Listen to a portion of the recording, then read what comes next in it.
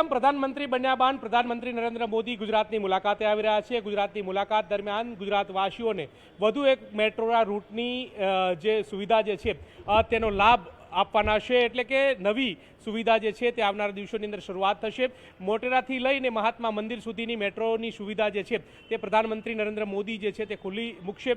બીજા ટર્મિનલ્સની આ સુવિધા જે છે તે મહાત્મા મંદિરથી શરૂ થશે। મેટ્રોની જે કહી શકાય ટ્રાયલ રન જે છે તે પણ પૂર્ણ કરી દેવામાં આવી છે।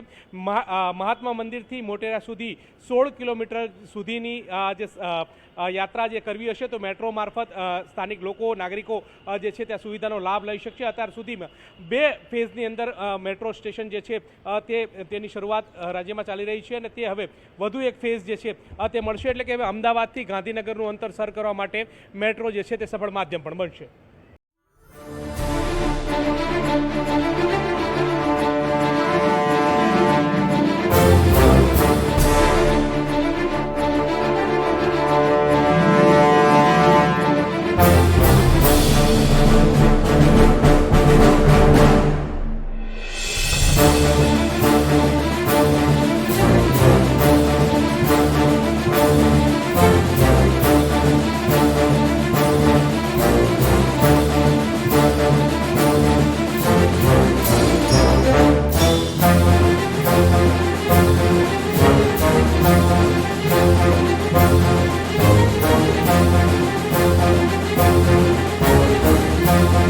મેટ્રો 2 ફેઝની શરૂઆત થવા જઈ રહી છે। સેક્ટર 1 થી મોટેરા સ્ટેડિયમ સુધી આ જે છે તેની શરૂઆત થવાની છે। સેક્ટર 1ના આ સ્ટેશનના દ્રશ્ય જોઈ રહ્યા છો કે અહીંથી મેટ્રો જે છે તે દોડતી થશે અને તે મેટ્રો જે છે તે મોટેરા સુધી દોડશે। અત્યારે હાલ કામગીરી જે છે તે પૂરજોશમાં ચાલી રહી છે। આખરી ઓપ સ્ટેશનને પણ આપવામાં આવી રહ્યો છે।